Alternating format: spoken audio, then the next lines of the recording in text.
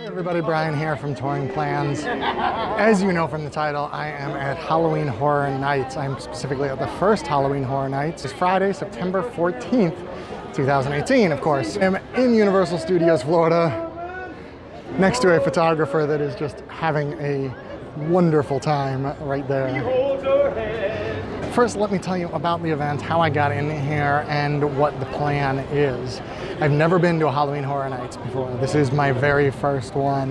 This is much, much different than Mickey's Not So Scary Halloween Party, and actually that brings me to a good point. If any of your kids are watching, you may want to screen this first. This is gonna be creepy. Like, there's gonna be a lot of scary stuff. There might be jump scares. I don't know yet, it hasn't happened, but it's gonna get pretty intense, and there's gonna be things that are violent or just plain gross looking. Kids may not want to see, or more specifically, you may not want them to see. They might want to see it. I don't know exactly what to expect, except what I've been told by my Touring Plans colleagues. Derek and Seth have both been here a bunch of times. And the guys over at Park Scope, I was on their podcast a little while ago talking about the Aventura Hotel, and then we kind of segged into a little bit of Halloween Horror Nights. One of the things that they recommended very strongly was being in the park before the event started if you had a day ticket. I do. I have a seasonal annual pass at the moment. So I came in a little early. It is 4:30.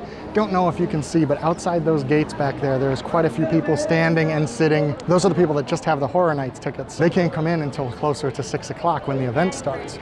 But the park closes at 5 p.m. in a little under a half an hour here.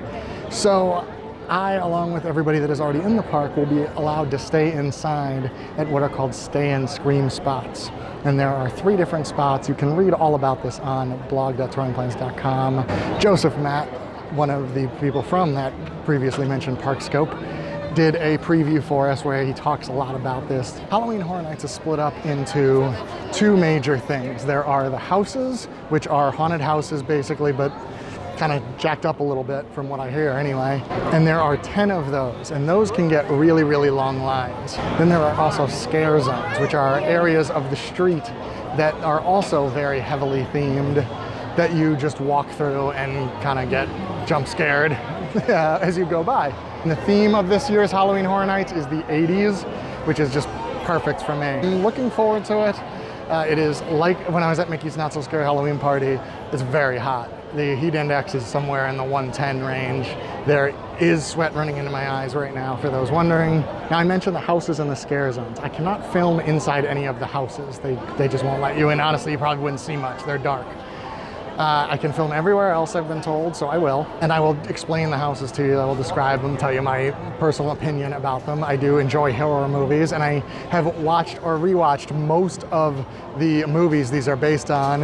And of course, some of them are original properties that Universal made up. Those, obviously, I have no experience with. But I wanted to get inside all 10 houses, so I went ahead and purchased the Express Pass for this. An Express Pass, just like for the rides, allows me to skip good chunks of the line one time each house, just fine. But then they also did a pass holder event where at 5:30 they're allowing pass holders that have signed up into 2 or 3 houses, I think. So I also signed up for that and got in. So I may be done earlier than I thought, which, as you know, for me is perfectly fine because I like to go to bed early. But I will try to explore the whole park, see what there is, and give you a pretty good idea of what it's like to be here. So let's go. So this is basically what the stay and scream areas are like. This one is specifically for the pass holder event, so it's not exactly the same, but it's the same concept. They kind of lined us all up in Springfield, completely overwhelmed the poor bartenders at the Duff Brewery. I waited like 20 minutes to try to get some water and couldn't. And now they're moving us over towards the houses we're gonna see very, very slowly. So we all got walked back towards at least the 2 houses, the Dead Exposure, Patient Zero, and the Slaughter Cinema houses. You opted for the Dead Exposure one just because. This is an original house based on something they did a little while ago, but this is kind of the origin of it. That's supposed to take place in Paris in the 80s. And this is kind of what you see going back to these houses. Loud noises and a lot of backstage area.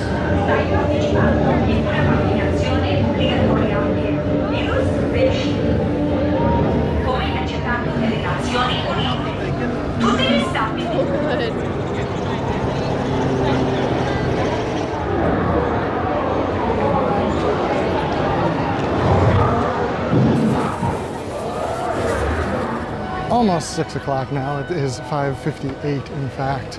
I did 2 of the houses back there. I did the Dead Exposure, Patient Zero, and Slaughter Cinema. First impressions of the Haunted Horror Nights houses are, they're pretty cool. Not necessarily someone who loves jump scares. Not even that they freak me out that much. In fact, most of the time they don't. I prefer my horror movies to be creepier. That's why I'm excited about the Poltergeist house here. A movie like Poltergeist is excellent. And the house, at least those 2 houses, were very jump scare based. I like Slaughter Cinema better. Slaughter Cinema actually had some like sets in it. You were going through like some, B movie sets. So you went through a bar and a barber shop and stuff like that. And then people jumped out at you. But it wasn't all that. There were some people that were just kind of part of the scenery, doing things to people, cutting them up, whatnot. The Dead Exposure one is supposed to be set like in Paris in 1982 when an outbreak comes, and wow, the music is real loud here. When an outbreak comes and starts turning everyone to zombies. But it was so dark, I honestly couldn't see much of anything except when the strobes would flash. So that one was just walking through the dark with people trying to scare you. So, that wasn't my favorite. I enjoy the ones that have, I enjoyed the one that had more like a set appeal. So the pass holder thing was not super great because I was just told that you can't get out to the front again until 6:30, which I guess is when they're going to open the houses back here, which means even with my express pass, I'm going to be waiting a little bit for Stranger Things and Poltergeist. I maybe been better off just waiting in the normal Stay and Scream until I could get into those and then later come back and do the houses in the back of the park when people won't be there. But anyway, I am now heading over to the Woody Woodpecker Kids Zone where there are, I believe, 2 more houses. Seeds of Extinction is here and Trick or Treat. I watched Trick or Treat recently, but I'll tell you about that after I see the house. I'm not really prepared for all the extra walking getting back to these backstage areas. We actually just walked by the queue for the Dead Exposure one, which was much longer than when I got in it. I actually used my express pass on the Slaughter Cinema one just to cut the line, and I don't think I'll be doing any of them twice necessarily. But we are walking pretty deep. We walked from all the way back there in to get to this is Seeds of Extinction, which I believe is just, plants taking over. And we are pretty deep into backstage Universal here. Very odd. Never done this before.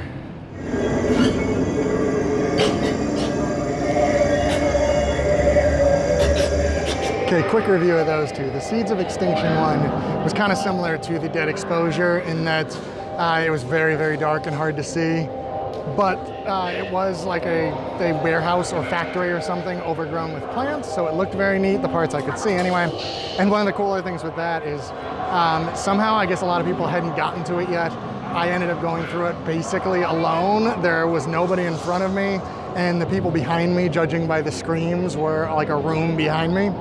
So that made it a lot creepier than some of the others were, just because normally you're walking kind of just in a line, so you see where all the jump scare points are as they do it to other people. It doesn't make them less scary, but well, I guess it does a little bit. Trick or Treat I liked. I did actually watch that movie. It's a movie from 2007, I think, somewhere around there.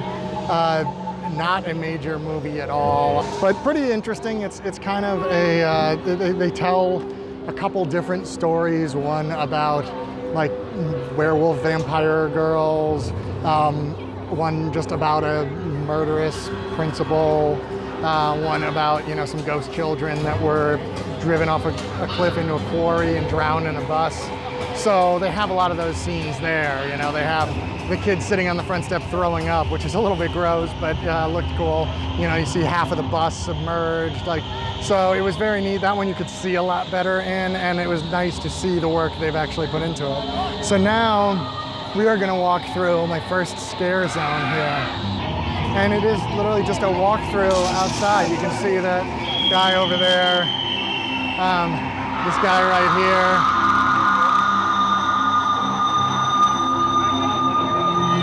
Oh, he didn't jump out. They play very, very loud music.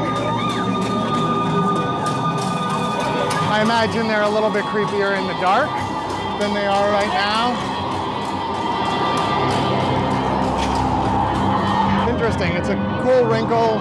It's something you can do without the longer lines of the houses.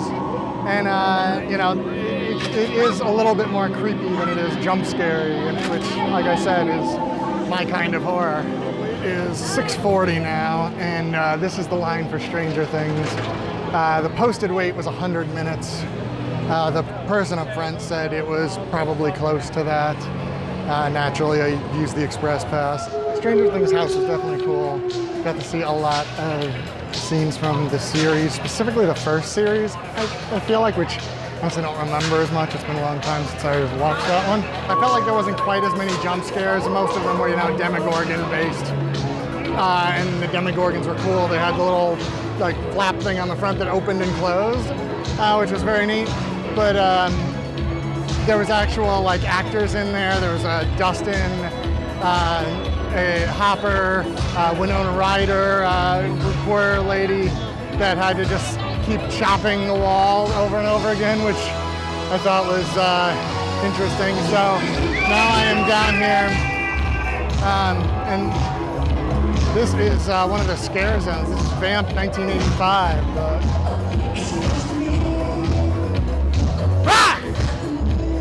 See, I don't jump much. That's why I'm no good at things like this.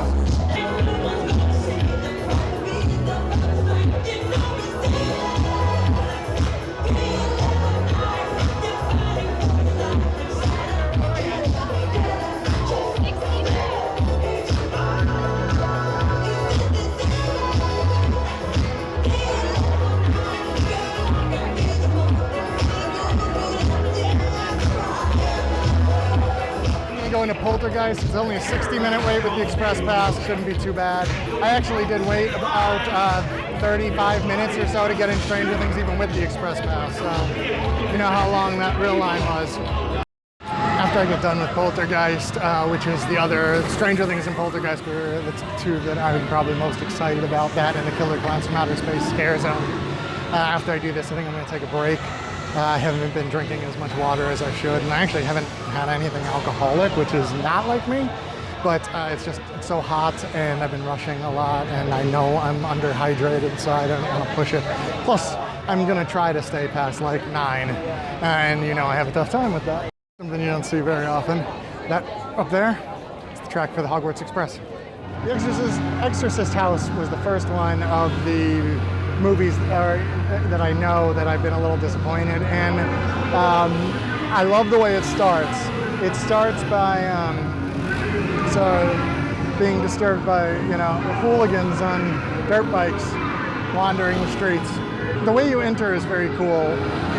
You go in through the pool, which you'll remember at the end of the movie is where like kind of the bodies start popping up, and of course, you know, bodies pop out at you, and you can hear someone who doesn't really sound that much like Craig T. Nelson yell, "Left the bodies, you only move the headstones." And I just watched Exorcist again recently to get ready for this. But the rest of it, like, you'd go into the room, there is a Zelda Rubinstein actor, and they play the voice over the speakers, so that was very cool. That might be my favorite part. Again, a couple actors in there, but mostly it was just kind of the white demon thing that in the original movie you really only see, I think, one time, maybe two, and it was a lot of that jumping at you, which didn't seem to make much sense. You also went into the like crossover zone, whatever you want to call it. I think that's what we did anyway. And you walk through the kitchen, but it's the house is like you kind of enter and the house is like already kind of destroyed. That was one I really think they could have done the creepier parts of it. Like the entryway is fine, but I would have liked a little bit softer. Like they're here, which of course you see that part, but just kind of in passing. And you know, stuff flying around, that kind of thing. I don't know if that's even feasible to do, but But I would have liked a little bit more of that. If you like haunted houses where there's just a lot of jump scares and things, you will love these. They are excellently done from what I've seen. I've been through 6 of them so far. I got 4 more to go.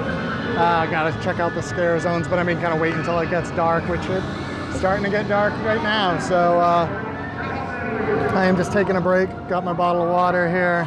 And I got this. This is one of the special items for this. They're doing a lot of waffle stuff because of Eleven's fascination with Eggos and Stranger Things. This is actually a rolled waffle dipped in chocolate, and you can get either peanuts or sprinkles. I went with peanuts. It is as advertised. It is just a big hunk of waffle on a stick. Very bready.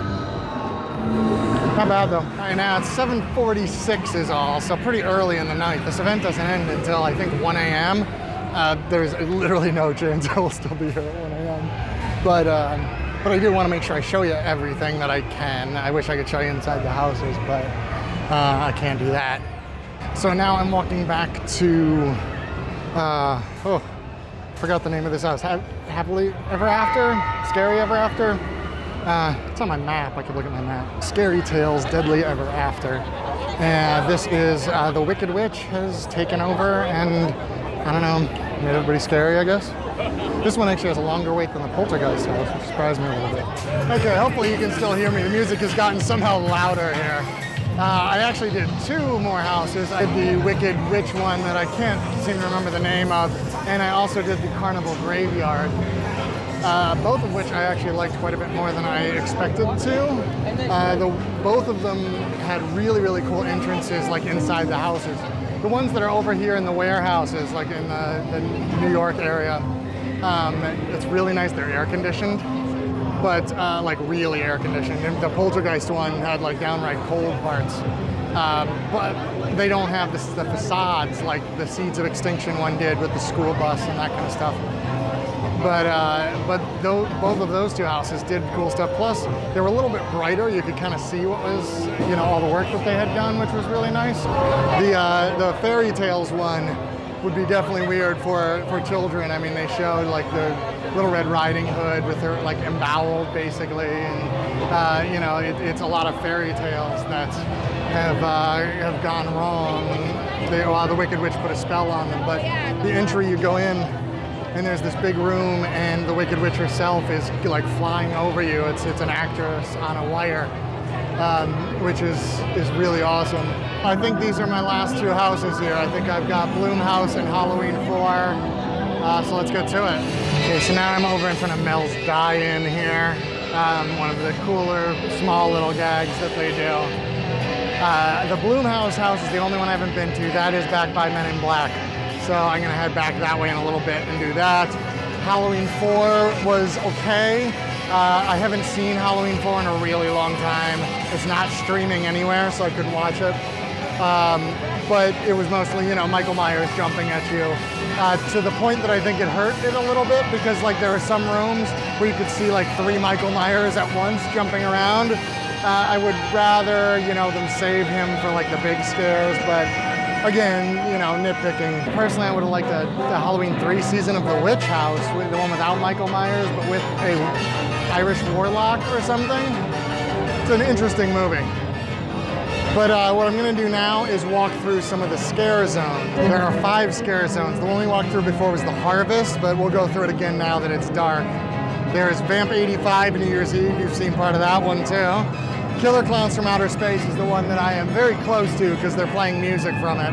I've been saving that one on purpose. I purposely haven't gone near it because I'm really excited to see what that looks like. Twisted Tradition, where an ancient evil has been reawakened apparently. And then Revenge of Chucky, which is, of course, the Child's Play one. So, Twisted Tradition was the one we already went through. So let's go head over through the Child's Play one. Then we'll do Twisted Tradition, Vamp 85. Come back for Killer Clowns. I decided already to detour from my plan. I'm gonna go through the Twisted Tradition one first. This is the one we walked through in the daylight before. I don't know if it's better to flip you around so you can see more what's going on, or keep it on me so you can see whether they scare me or not. Unfortunately, I told him I'm not really a jumper, so I just kind of smile and smirk at them and probably look like a real jerk. This very, very cool church kind of starts the scare zone here. Very creepy. It looked cool during the day, but at night, as you can hear and see, they do a lot with fog effects.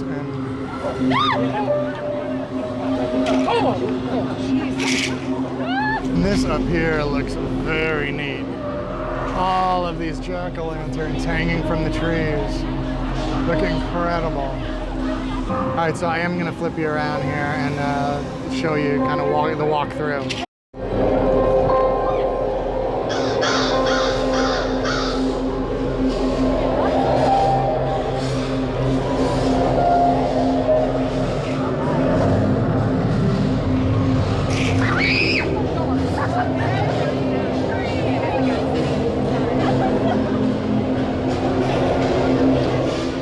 Coming up on the Child's Play Revenge of Chucky scare zone. You can see the Good Guys ad. Of course, the toy was based on the show Good Guys that the child in Child's Play really liked. It was kind of cute, actually.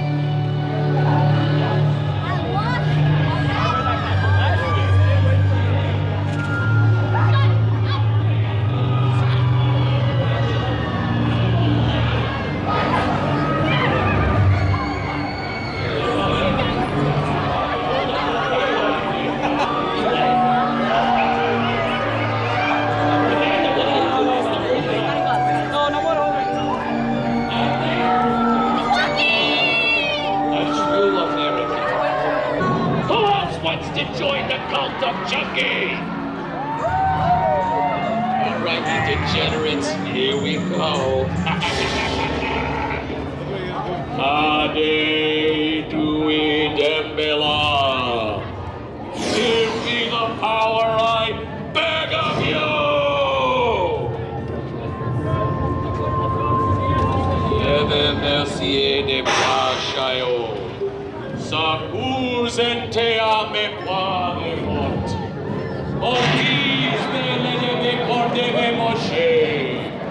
Adele corte passe de la. Adele corte passe de la.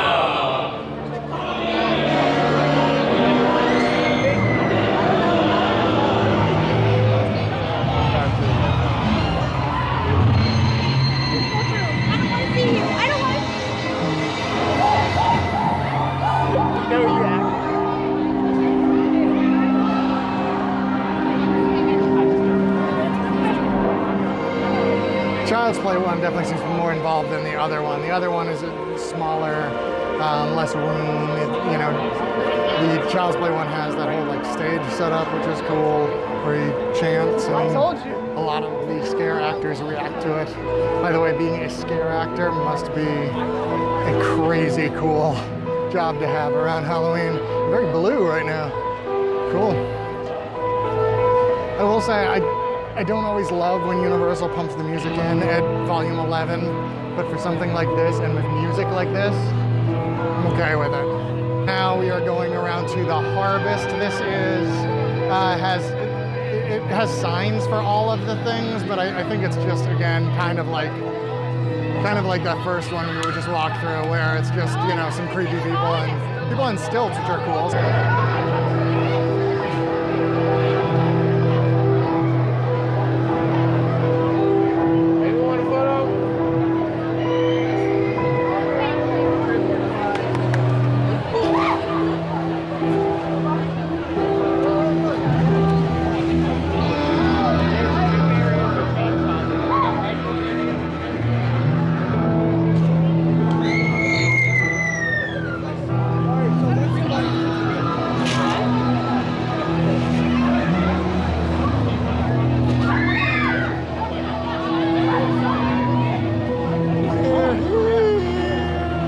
That's kind of it for that scare zone. Oh, well, except for that one. Again, just kind of an entry. That's basically the way you're coming into the park. It does a good job of kind of getting you warmed up for what's about to happen to you, which is a lot of people jumping out and screaming in your face, incidentally.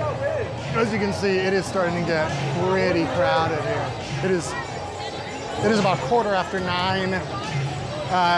95-minute wait for Stranger Things. Most of the houses I've seen seem to be around the 60 to 90 minutes, which actually isn't as bad as I thought it was gonna be. But we got 2 more scare houses to look at, and the 2 I'm most excited about because I do have a little bit of a 80s fascination. So let's go look at Vamp 85 and then Killer Clown.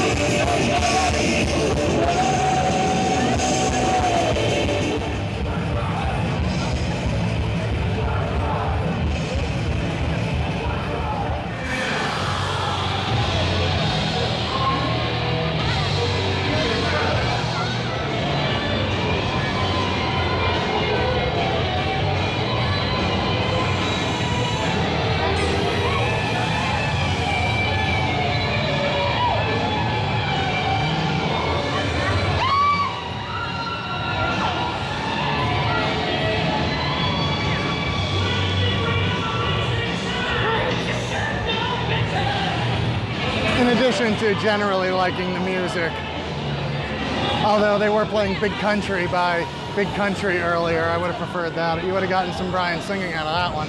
I do like that there was a mix of vampires and people who have been bitten by vampires and are like bleeding out and just screaming. It was very chaotic. So here we go. Killer Clowns from Outer Space. I legitimately really love this movie. It's terrible. I love it. And I remember watching it as a child, which may explain a lot, but let's do this.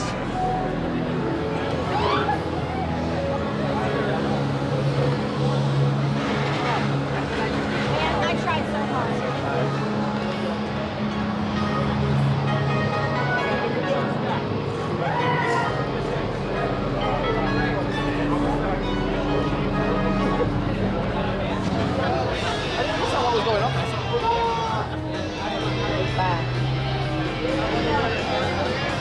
Has anybody seen the keys in my eyes?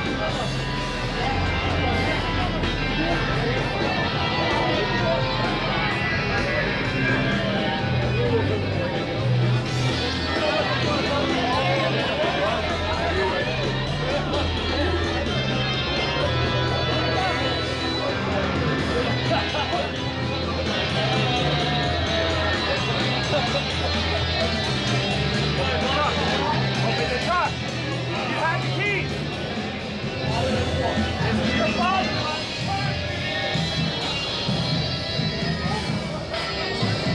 Big like him?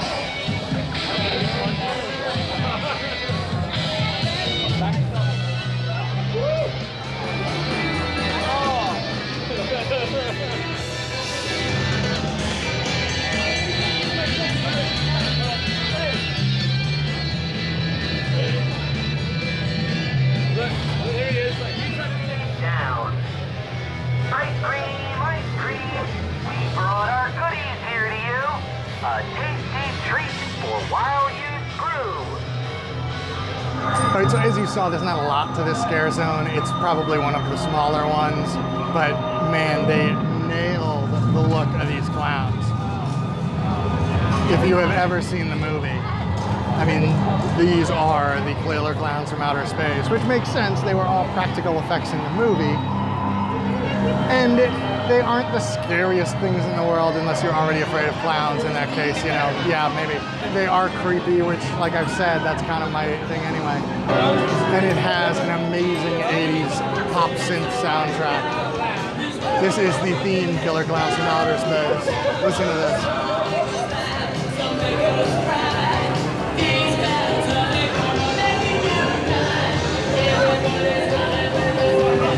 I have a friend.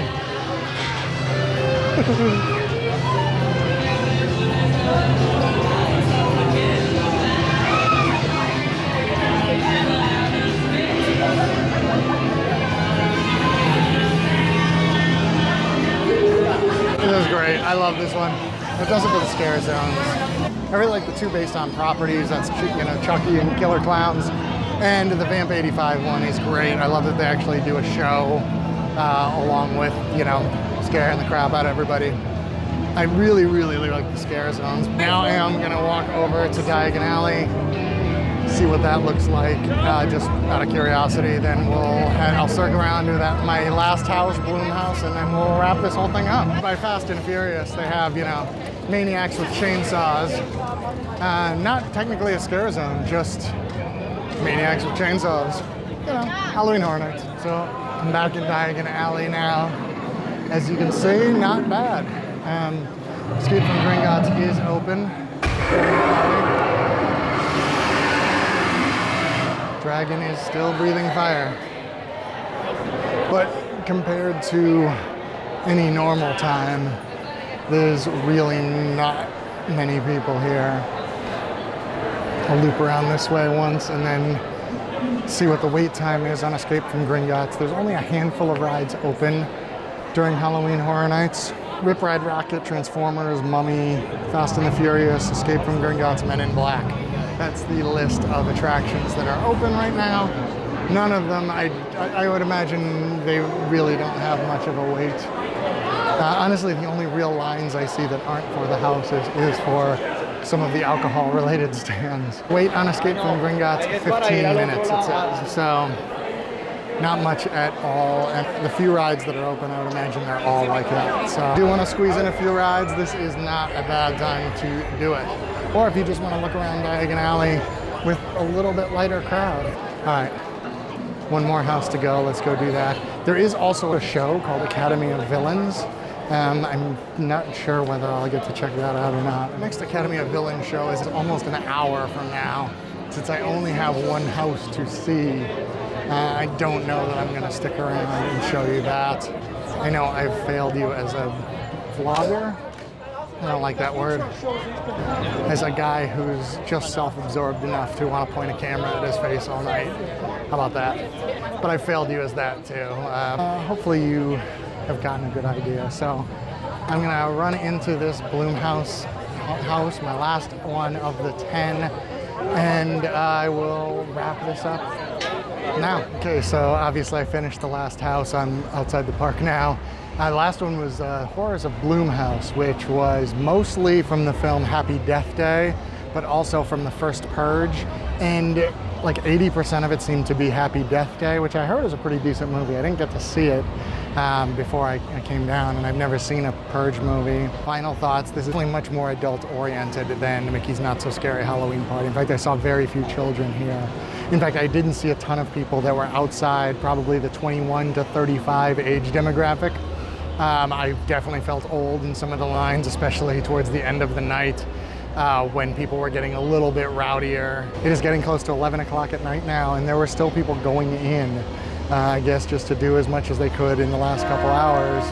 I enjoyed it generally. I talked a bunch in this video about not really liking the jump scare parts of the houses, and after a while I started to learn the beats of, okay, we walk in, you're looking this way, something's gonna jump from this side, and it ended up being a little bit predictable, I think. I would like to see, one of the things I liked about the Twisted Fairy Tales one with the Wicked Witch was that there was a couple stretches where nothing really did jump out at you.